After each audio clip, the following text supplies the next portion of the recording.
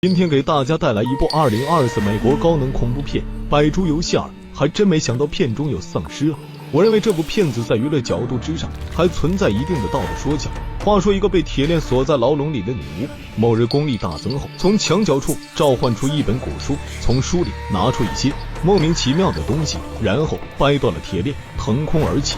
她的一只脚竟然是牛蹄，接着冲出了牢笼，当然也伴随着一声声的惨叫。画面一转，大壮正在搞视频直播探险，眼下他们处于一片密林当中。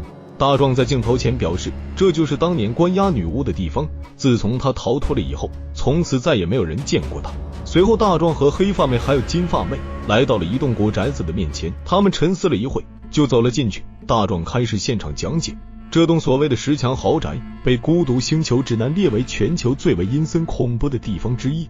接着大壮让金发妹把今晚直播的主角一盒蜡烛端到镜头前给网友们欣赏。随后日本小伙广司才到，他是今晚直播游戏的第4位网友。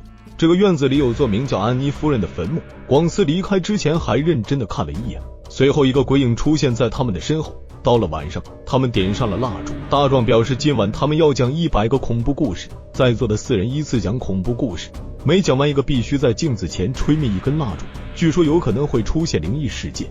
大壮希望镜头前的网友能够一饱眼福，但是大壮接着表示很少人能够撑到最后。好了，游戏正式开始。首先是大壮讲第一个故事，名字叫做折纸。大壮表示用纸张折出来的东西有些是会受到诅咒的，不可以随便拿出来玩的。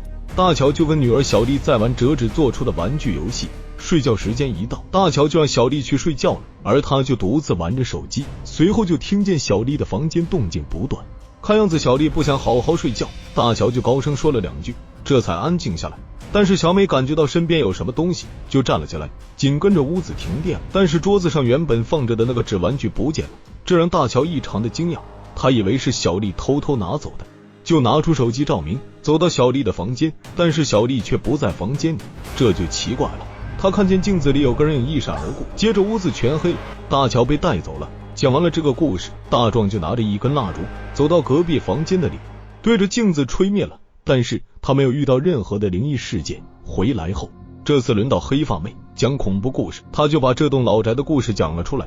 屋主10强公爵夫人安妮非常的有钱，她看不惯女佣跟男仆谈恋爱，两人就商量着私奔，但是被安妮发现了，他就强迫两人一起玩一个来自日本的兆灵游戏，也就是怪谈百物语。3人一直玩到了天亮，安妮应该是被恶灵附身了，不停地做着那些奇怪的僵尸姿势，两人都看傻了。最后3人的尸体被人发现了。故事讲完了，黑发妹就到隔壁房间把蜡烛吹灭，这次她也没有遇见什么灵异事件。下面轮到了广司来讲恐怖故事了，他拿起了一根蜡烛，然后就开始讲述一个男人的故事。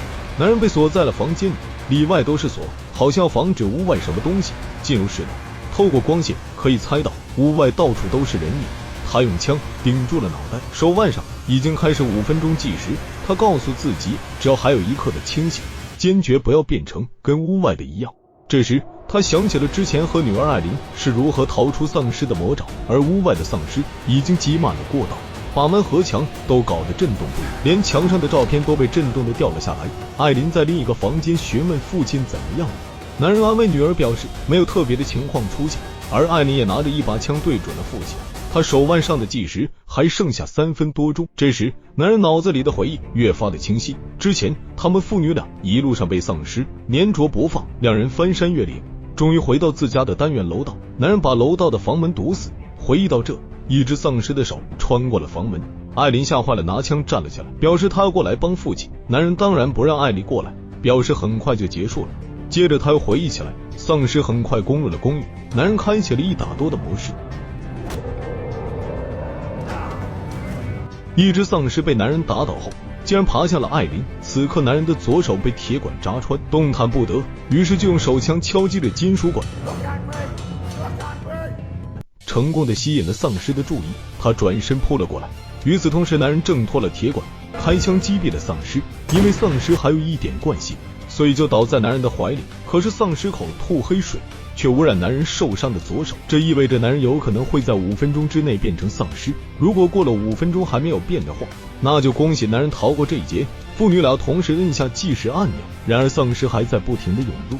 男人就让艾琳回到自己的房间，把门锁好。就在这时，回忆终止，丧尸陆续从门中间的那个大破洞钻了进来。男人拿起手枪，奋起反击。很快，子弹打完了，男人就抄起了椅子，开始挥舞击打。这时还剩50秒了，男人终于把门洞堵死了。但是艾琳却拿着枪对准了父亲。男人表示自己没有问题的。艾琳看了一下地下的照片，就让男人说出妻子最后穿的是什么颜色的衣服。男人也看见了地上的照片，他在思索着，因为回答错了，艾琳可是要开枪爆头的。这时手表提示时间到了，男人表示穿的是黄色的上衣。艾琳开了一枪，打死了旁边一只站起来的丧尸。艾琳表示父亲在撒谎，男人接着回答是穿着黄色的毛衣。两人拥抱在一起。男人庆幸自己没有变成丧尸，但是艾琳嘴里嘟囔着母亲穿的是红色的毛衣，但是照片上却是黄色的，她也不太记得了。画面一转，在过道上的丧尸群里有个满脸血污穿着红毛衣的女丧尸，没错，她生前就是男人的妻子，也是艾琳的母亲。广司一讲完就到隔壁房间镜子面前把蜡烛吹灭，这次他也没有遇见什么灵异事件。这个故事很有意思啊，男人其实还是变成了僵尸。随后大壮就拿出一瓶酒，三人喝了几口壮壮胆子。广司很镇定坐在那里。现在轮到金发妹开始讲恐怖故事。故事讲述一对夫妻在新婚之夜，他们选择住在酒店里，可是妻子却把自己锁在洗手间不出来，丈夫怎么劝和道歉都没有用。其实他也不知道他犯了什么错。就在这时，有个男人不停打电话来，让丈夫把妻子放走。这下可把丈夫气坏了，他被戴绿帽。电话里的男人表示女人有精神病，生活在幻想里，两人之间的结合就是一种错误，女人迟早会醒来离开他的。丈夫怎么可能相信这番话呢？就把电话机砸了。这时妻子似乎要跳楼，丈夫冲了过去把她抱了下来。渐渐两人和好如初了。这时门外传来敲门声，妻子叫他不要管。丈夫暴跳如雷，因为他听出门外的那个人就是打电话的男人。他把妻子绑在床头上，然后转身打开房门。光头佬就把一张照片给丈夫看，那个也是一张结婚照。丈夫不再说话，就跟光头佬打在一处，可是他不是对手，反而被打倒在地。光头佬走进里屋，拿出一把匕首。不久，丈夫醒来，走进了房间里，看见了光头佬已经去领盒饭，妻子却变成了恶魔。金发妹一讲完就走到隔壁房间的镜子面前，把蜡烛吹灭。这次她可没有那么的好彩，金发妹手里的蜡烛被恶魔吹灭，然后去领盒饭。三人看见金发妹没回来，就有些担心，但是大壮觉得金发妹肯定是在自拍。接着他讲了下一故事。玛丽从灵媒那里学来了一套招魂仪式，她想把父亲呼唤出来。一番折腾之后，玛丽真的做到了。Father, who is it? 他跟父亲的亡魂对上了话，他想让父亲把藏在这个房间的钱都给他使用。他现在欠了一屁股的债，今天如果再还不上，明天连这栋房子都要被收走。但是令玛丽万万没有想到的是，父亲的亡魂竟然拒绝了，理由是玛丽好吃懒做，不配使用这笔钱。双方最后吵了下来，父亲的亡魂就把玛丽带走了。这时大壮讲完了，但是忘记去做吹灭蜡烛的程序，因为被黑发妹叫去看看金发妹为什么还没回来。三人都到了隔壁房一看，竟然金发妹凭空消失了。广司吓得哮喘上来了，就赶紧吸了几口药，然后拿出手机照明。他在镜子里看见一个人站在自己的身后。另一边，大壮和黑发妹吓坏了，就要离开这里，但是遭到了从隔壁屋出来的广司阻拦。他表示必须完成这个游戏，否则谁也走不出去。两人无奈只好坐下，还剩下2根点燃的蜡烛，这意味着还要讲2个故事才行。大壮就接着讲了一个女人被困在地下通道走不出来的故事，无论她朝着那个方向走，永远都还是在通道里，最后被黑暗吞噬了。大壮就到隔壁房间镜子面前把蜡烛吹灭，这次他同样没有那么好彩，也去领了盒饭。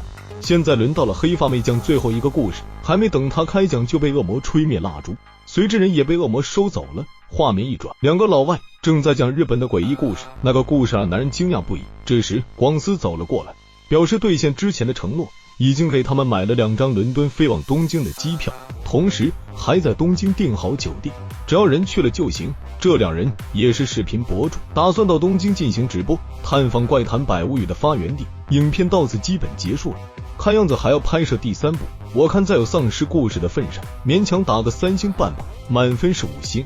其实蜡烛游戏只是个噱头，把不同的恐怖故事串在一起，其实一次讲好几个不同类型的恐怖故事还真是不容易。这要求故事不但短小精悍，还要进行情节渲染和节奏控制，尤其要保证每个故事让观众能看得懂，这个就很难了。本片有2个故事是可圈可点的，一个是丧尸的故事，它结尾的那个反转令人唏嘘不已啊；另一个就是女儿去跟死去父亲要钱的故事。这涉及到在道德伦理的层面上探讨，促使人们不得不去思考，女儿这么做是对的还是错的？我觉得是错误的。好了，谢谢大家捧场。